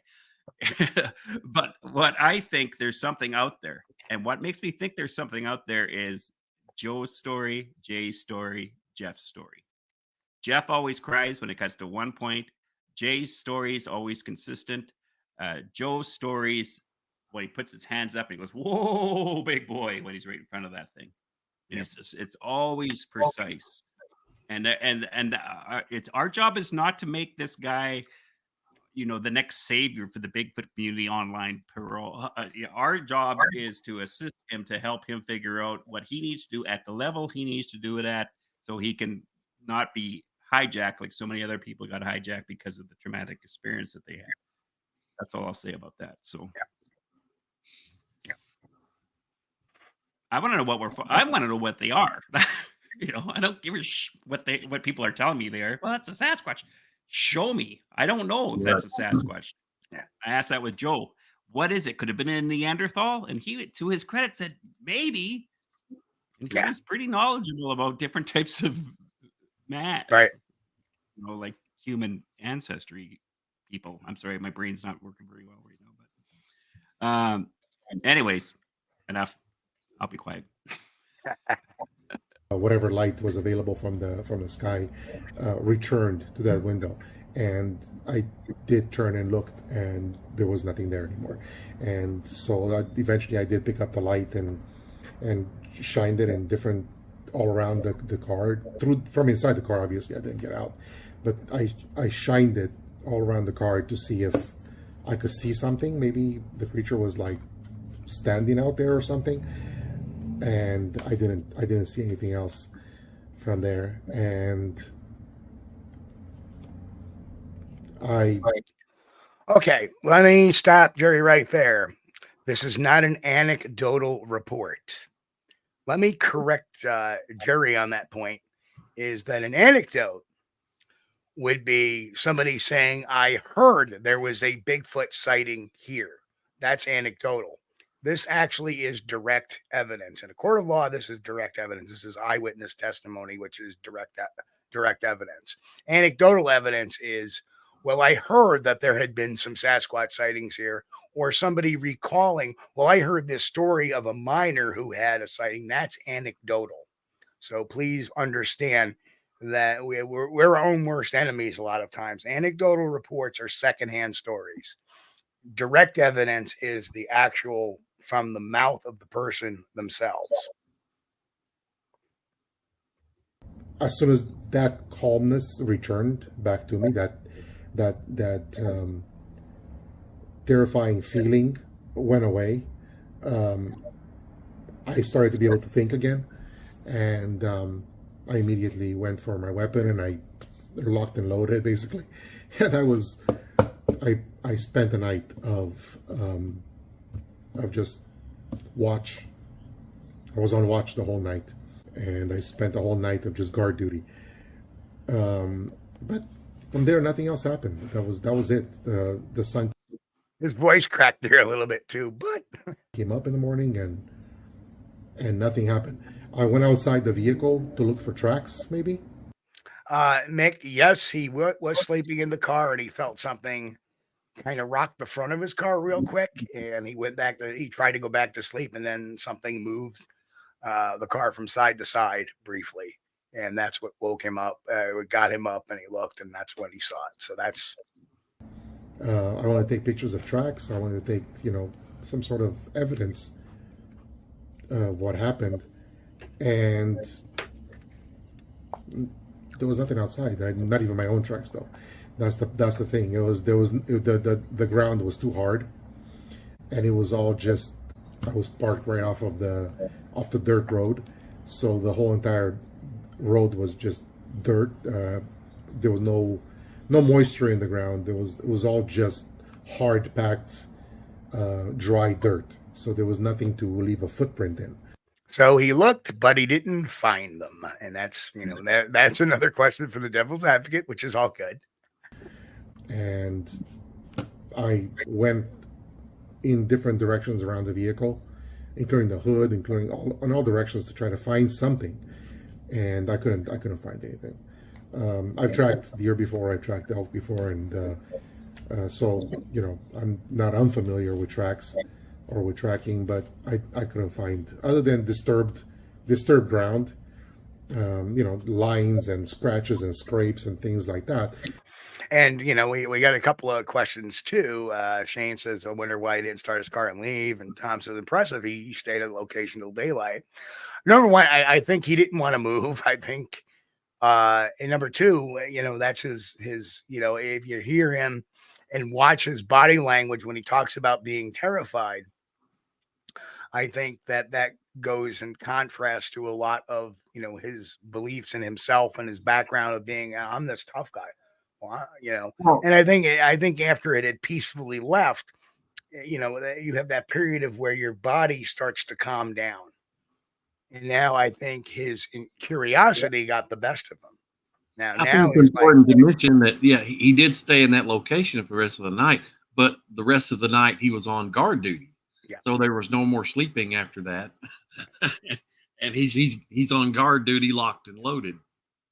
yeah. And Jen asked, should there be prints on the car?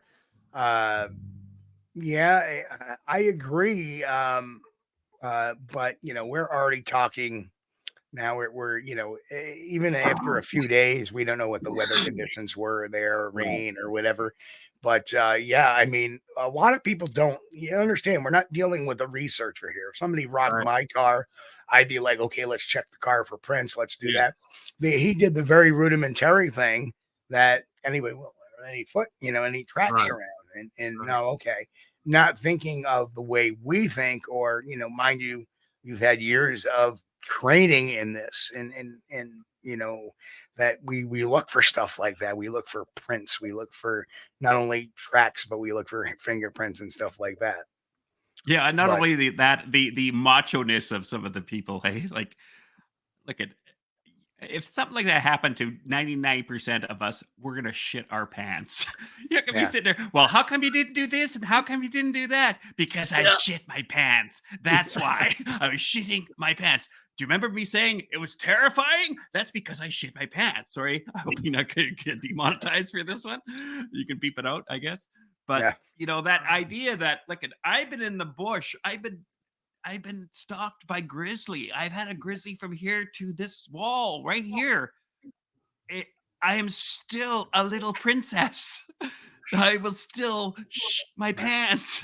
I will still not do the right things because my primal brain's going to kick in. Fight, flight, freeze, or friendship is going to do it. And that is not going to be anything that's cognitively available to me at the time. It's all primal. I'm going to be frozen. I'm going to be running like a little schoolgirl. I'm going to be fighting for my life. yeah. That's all going to be happening automatically. It's got nothing to do with the decision of a choice that you're going to be making. So, Right. like, remember that this guy was nice enough to actually show up in chat listening Yes. to this story. So remember, instead of firing all these questions, because we're here to help him down the road, time will let us know the rest of the story, hopefully. And that's what we're looking for. We're not looking for, him to explain himself or all this kind of stuff. So yeah. And even Tom not at this. Steenberg said, I've interviewed witnesses in the past who had similar incidents who also stayed until daylight. Others have gotten out as quickly. Well, it depends on the person, really. Right. Yeah. Yeah, totally. And just on a humorous note, Pat Collins says, I'm at the age where Taco Bell and a sneeze can ruin the day. Yeah, Well, I hear you, when you brother. think about it, Yeah. I think this guy is really intelligent. Okay, he's already said he didn't want to risk making eye contact with the creature because it's possible he could force a reaction. in which I think that's absolute genius. Okay, and that's true. You never want to make eye contact with a wild animal. You're gonna force some type of reaction. We don't know what kind of reaction that's going to be, but also, if he had started his car and turned on the lights and got ready to leave, possibly that could have forced a reaction from the animal. And we're talking about an animal that could have easily taken one of those windows or probably even ripped the door off his car if he wanted to. So, I'm right there with him. I mean, I think he did the best thing he could do. Just waited out until daylight. And Bristol, I know about, I'm not sure about how long. So, according to Bristol, says it's been said that potential Bigfoot print, the sebum stays around for ages. It's difficult to clear off. In case people wondering what the sebum is, that's the oils in the hands that make fingerprints, and they're also good for DNA as well. So yeah, you may have evidence if it touched your vehicle at all. I mean, obviously it rocked it, so it rocked it from somewhere. So, you might want to get a fingerprint kit and start dusting that car. You might actually find a huge handprint on it. Could be some evidence to back up, or even possibly obtain DNA evidence through that. So there is that possibility, but we leave that to you, sir, to go on and forward that. Or you can always reach out and maybe we can send somebody down to you that in the area from where you are. I'm an East Coaster. Chris is a Southerner. Leon is Canadian. That's why he's got a vast array of hockey sticks behind him. And, but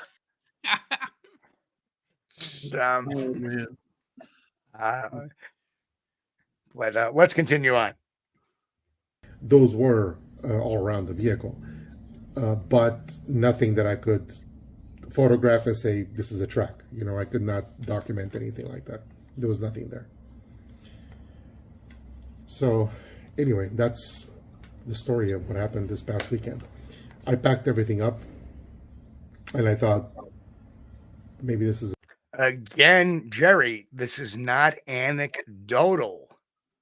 Anecdotal is secondhand stories, not direct testimony. This is direct evidence, direct testimony, not anecdotal. So we shoot ourselves in the foot when we call it anecdotal when it's not. That's what the skeptics have ingrained into you, that these are just anecdotal stories. They're not. Anecdotal is brushing off eyewitness testimonies. When people saw the mountain gorillas before they were proven, nobody called those anecdotal. You understand? It's a bias, and that bias can drip in. Everybody has biases, the Bigfoot believers and the Bigfoot skeptics. The fact is, the anecdotal evidence and direct testimony, this is direct testimony. We are hearing directly from the eyewitness. Are you catching Pat? Are you catching Pat Collins' comments over there, Leon? Yeah, Leon with the Packers. I'm not going to put them up. Yeah, I'm not going to put up. Go ahead, Steve. I'm sorry. To just leave, but I didn't leave. I didn't quite leave. Witnesses like this have kept my interest going. Absolutely, Thomas. That's why I wanted to get out there. In fact, I had said that in an email to this gentleman, that it's stories like these that keep me going, is that we hear so much contrived stuff over the years, right, that when we get these little gems that are like, you see a legitimate sighting or a legitimate encounter, that, man, that's what I want to help validate this guy's sighting by getting the evidence, or at least passing the evidence off to science to prove it. So yeah, absolutely.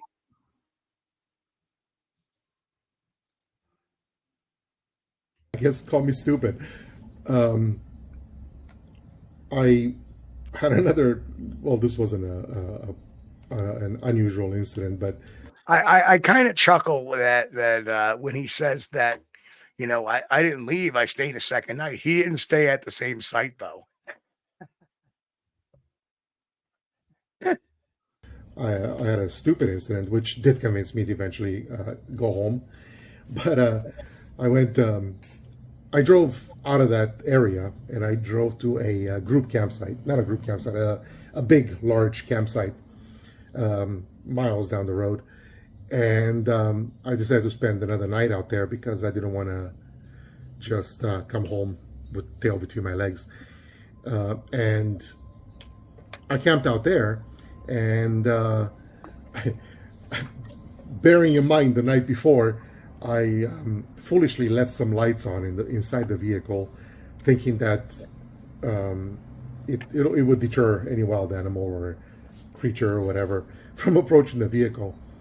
Now, in this campsite, there were other campers. So I had a campsite to my left, I had a campsite to my right, I had campsites all around me, behind me, in other areas. I had a meadow in the front of me, so there were no camp. Yeah, no doubt, brother. I'm just having a little fun with you.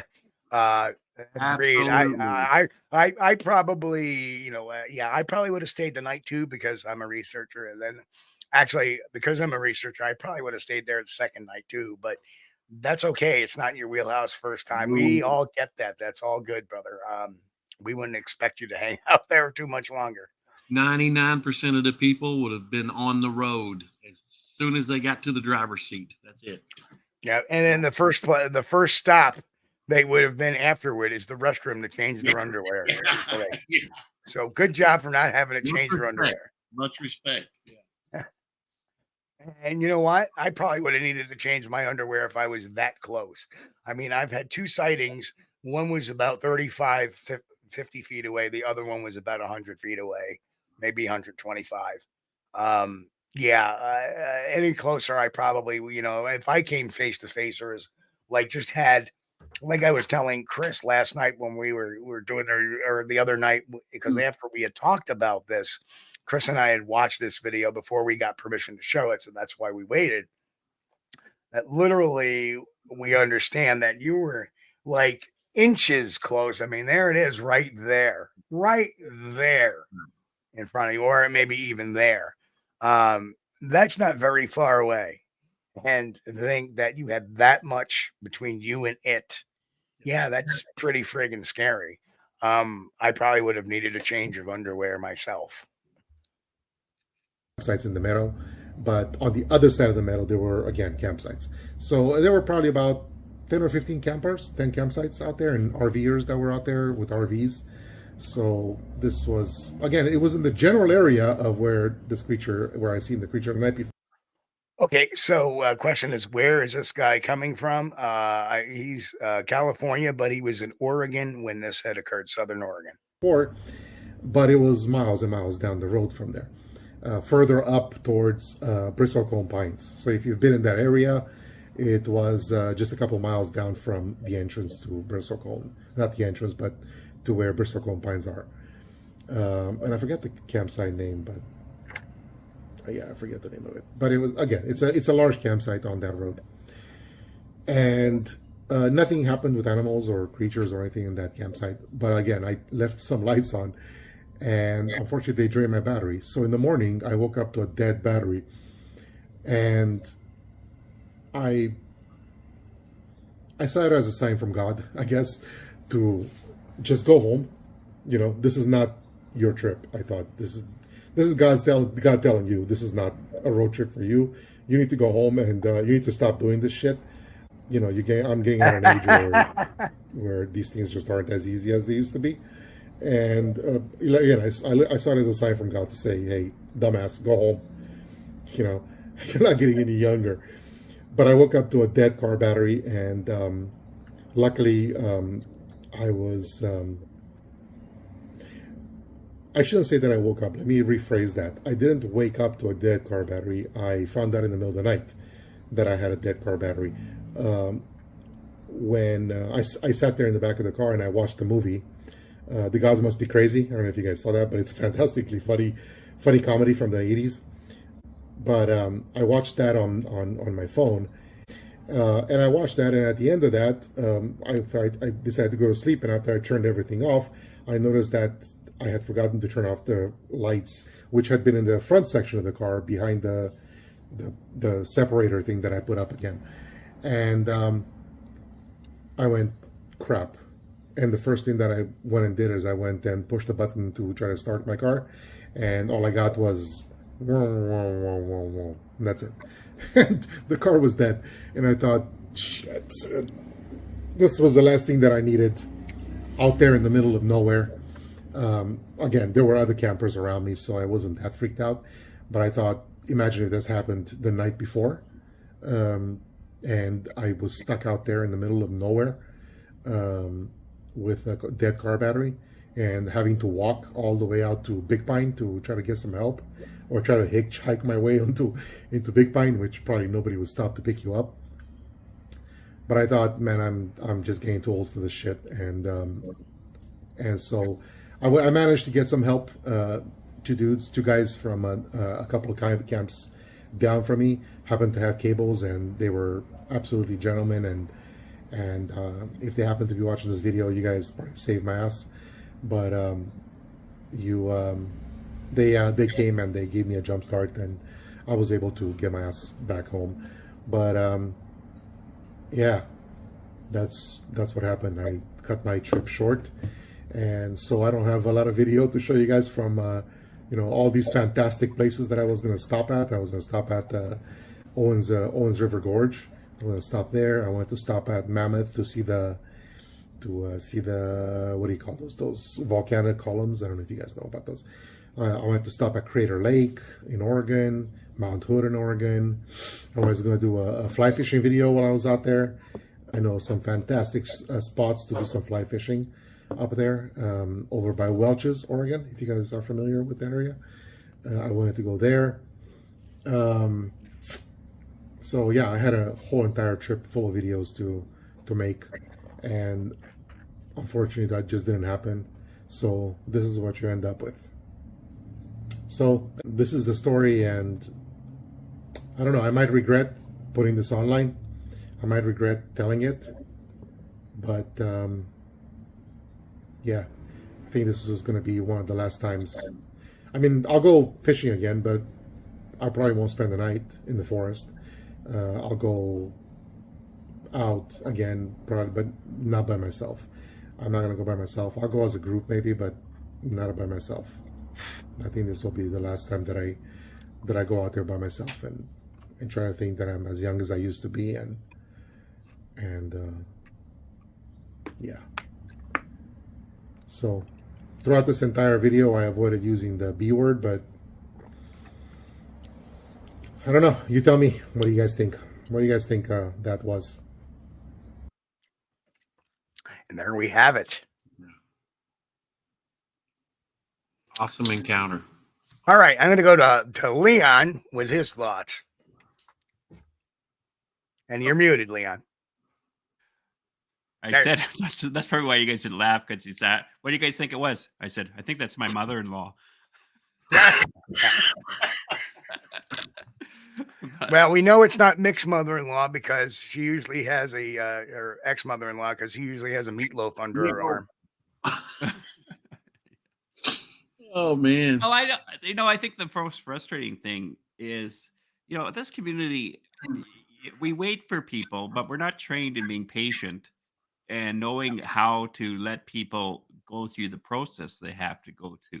We want to get at the person's expense. We want to go and get the information out of them, and then we want to fire all these questions at them, and instead of just be patient. If there's something here, there's something here, and it's not going to help anybody. I mean, if somebody comes forward like this fella did, it's a great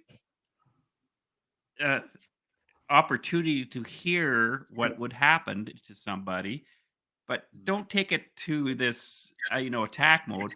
I think a lot of us are so tired of just the BS that's out there. I mean, everything that's out right now, it's stuff we've seen 100 times, and it's always been proven to be garbage, right? So I don't know. I don't find him, other than I think it'd be helpful for him down the road, if he's open to it, to re-explore it with some people that aren't afraid of the topic, so he can actually articulate his own story, so he can own it a bit better instead of it owning him. I mean, it was kind of cute. I'm sorry, I'm using the word cute for such a tough, rugged guy. 30, 6'1", 300 pounds or 260 pounds, whatever he said. But when he's looking at that door there, I could just see being exactly like that too. It's like, I don't even want to look at that door. It's not even Right. now, but I still like, I don't want to look at the window. I'm not going to look up top. I'm not going to look at any of that kind of stuff. And I mean, imagine like the picture here. Imagine waking up to that. Oh, there's something at the door. You turn around and that's there looking at you. Oh, yeah. I just want to wake up. I want to wake up. I want to eat something. And instead, no, you got this thing shaking your car. Yeah. Looking for roadside service, apparently. Yeah, 0.3 seconds. You are in fight or flight or freeze. Like, I mean, you're primal, and you don't even know why you forgot your heart's going a mile a minute. Your brain's going a mile a minute, trying to negotiate what's going on there. But I think what would be helpful for he definitely went into went into the fight mode rather than the flight mode, because his first reaction was to grab a weapon, which was the knife originally. And that way, if it came through, thinking it was a bear, he could slash at it. So obviously, that's his type of mode, is the fight mode. That's why he stayed till that's why he stayed the night, kept watch. That's why the next day he didn't go home with his tail tucked, as he said. I want to go home with my tail tucked. He wanted to be around people because, and that's understandable. Absolutely. After a traumatic experience like that, you need to be around people. Yeah, absolutely. Yep. So what do you think we should offer? Like, what do you think would be helpful for him right now if he's still watching? What do you think would be some advice for him?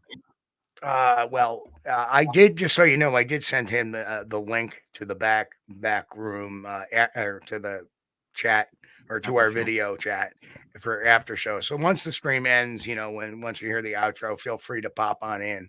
If you choose to do so. I mean, obviously it's up to you. We're not going to grade you. We want to help you. And to me, the biggest thing he needs to understand is that he's not alone. That there are a vast amount of people that will support him. That, not everybody is going to believe you, but believe it or not, I have dealt with a lot of people that do not believe in Bigfoot, that are skeptical to it. And boy, do they get thrown off when I just turn around and say, well, I've seen 2 of them. What?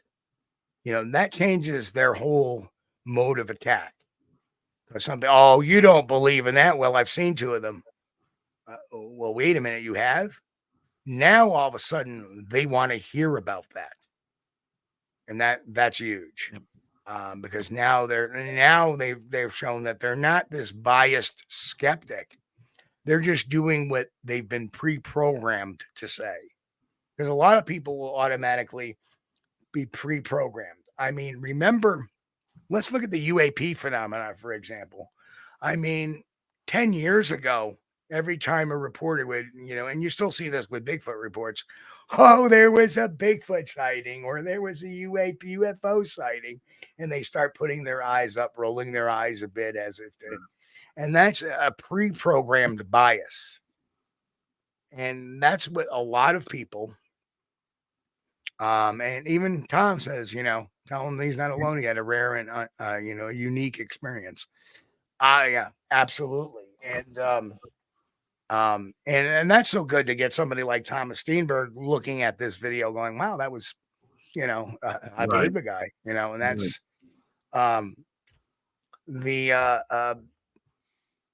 you're not alone. And usually when you confront people with this, trigger biased reaction, they immediately stops them in their tracks, because they don't expect you to say, well, I've seen one. What? And they know you. And if they know you, they know you're not a bullshit artist, that they're going to be like, really? Well, what did you see? Now, all of a sudden, you just open their door a little bit. And they may or may not believe you. They may turn around and say, well, I believe you saw something. I don't know if it was a Bigfoot or not. And that's generally how they'll put it. And that's fine. But the fact is that they're not looking at you as crazy. And believe it or not, there are people that tell stories. And as I was telling Leon and Chris earlier in the chat, I had another video of a guy that has really horrible body language. Well, I think I ended up symbolically gifting that K-bar knife to the gentleman who helped me out the next day. Seemed appropriate. Yeah. Very cool. Very cool. That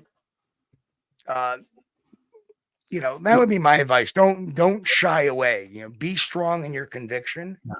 And if they think you're crazy, then they're really not your friend, are they? Or they're really not. Anytime this happens to some people, and this is not something that's going to happen every day, okay? But when this has happened to people in the past, it's very traumatic, and it doesn't matter how big, how tough, how strong of a guy you are. This is frightening, and this is terrifying, and that's completely normal. There's nothing to be ashamed about, because you might there's some people, they'll say, well, if I was there, this is what I would have done. No. You don't know what you're going to do till you're there. Right, exactly. You don't know what you'll do and how you're going to feel unless or until it happens to you. And it's no shame to have been frightened by it, because this is a frightening thing. Because the hippocampus takes over, correct, Leon? Yeah. Well, the other thing too is it never, like he said, nothing bad happened, but it was scary as hell. And I think that's the key that people keep forgetting. That's what keeps people in the trauma, the PTSD or the trauma of the event, is their brain keeps coming up. I could have been killed. I could have been killed. I don't know any Sasquatch sighting where anyone was killed by the Sasquatch. By stupidity? Yes, but not by a Sasquatch.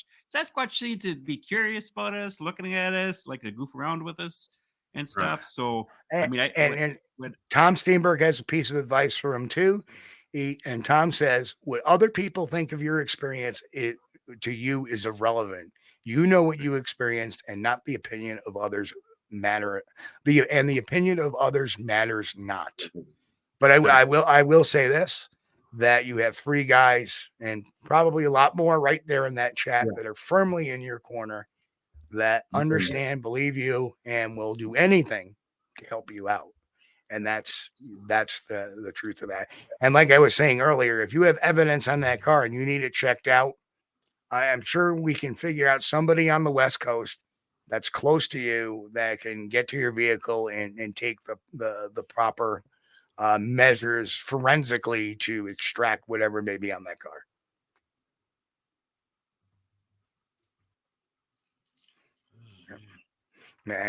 Mick's like, I'm 6'6", 340 pounds. I don't know if I don't want to run into you in a dark alley. You're a GD Sasquatch yourself. All that meatloaf made him strong. Well, we know that all that meatloaf probably gave him a very big bolstered immune system. But anyway, Chris, we have just about 6.5 minutes left to go of show. So it goes by quick. I want to first of all thank our buddy 4 Bandits for letting us use this. Hello, Christina, welcome.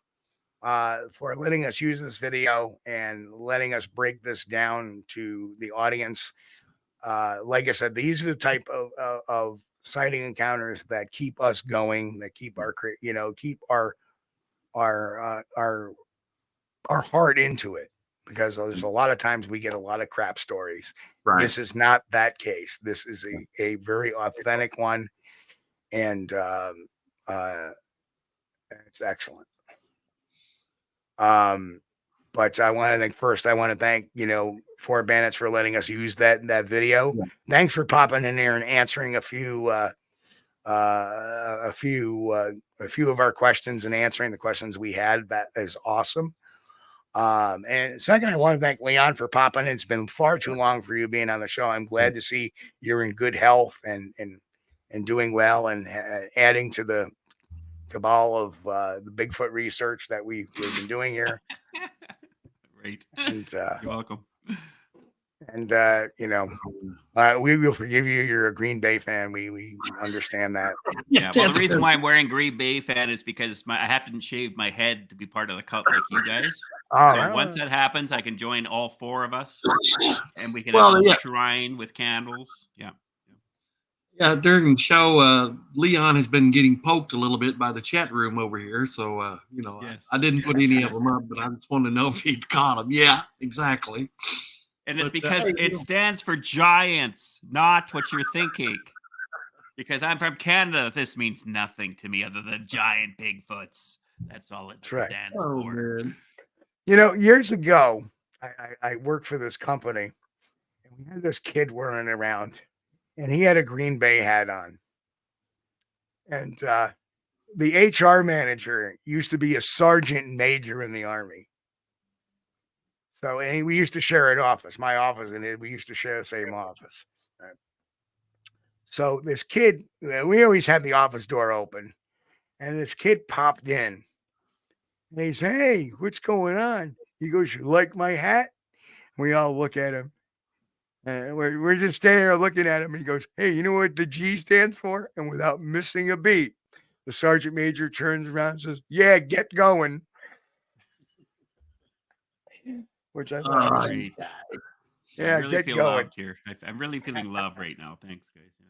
But no, I think the G means great. Oh, yeah. Get going. Great. Huh? Yeah, Did you great, say get go? Going. Great. Get out of here.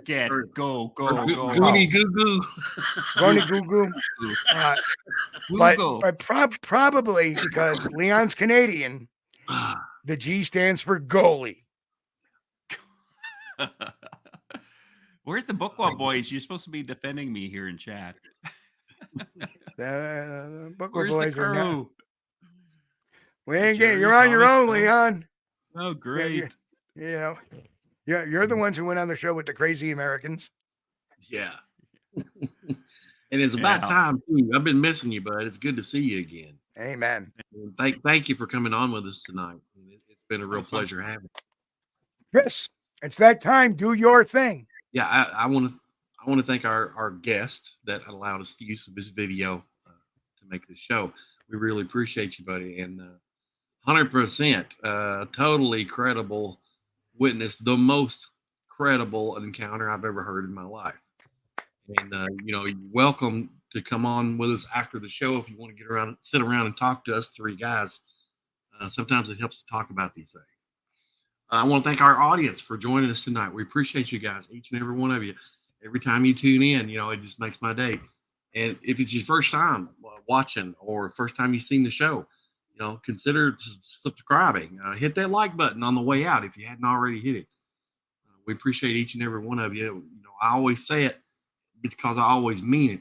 You guys are the greatest audience we could ever hope to have. And we know this show is only possible because of you. Thank you so much. And Steve, back to you, bud. And thank you. There it is. And he appreciates all the kind commentary and the way we conducted the podcast. They'll be in touch. Just tonight's not the right time. That's okay. Sure. We get that. We reach out. Well, we'll say that we can set a private chat up on our same platform. That's the beauty of this thing. Anytime. Right. Anytime, anywhere, we'll be here for you. And, on behalf of me and everybody else, again, thanks for Bandits for piping in here. It's very important to hear your input as well. Thanks for letting us use the video, and thanks to our audience. Great audience. Thanks to Leon for coming on tonight. And folks, we'll be back here Wednesday night for an all-new Squatch-D TV Live, 9 p.m. Eastern. And again, prayers go out to Floridians. Looks like Hurricane Milton is making a pass. And if you guys haven't had enough, here we go with another hurricane. And for all you folks down in Asheville, North Carolinas, in Asheville, guys, hang tough. We love you guys, and we're praying for you. Folks, we'll see y'all Wednesday at 9 p.m. Eastern. Catch y'all in a bit. We thank you for being here with us on Squatch-D TV. If you haven't taken the time yet, please hit that like button and subscribe to the channel. And oh yes, hit that notification bell too. We don't want you to miss anything. If you really like our content, you should consider becoming a member, and it's really inexpensive and a great way to support not only the show, but honest Bigfoot research. Everyone have a great week. Be safe and God bless. We will see you all here next time on Squatch-D TV. Keep on squatching.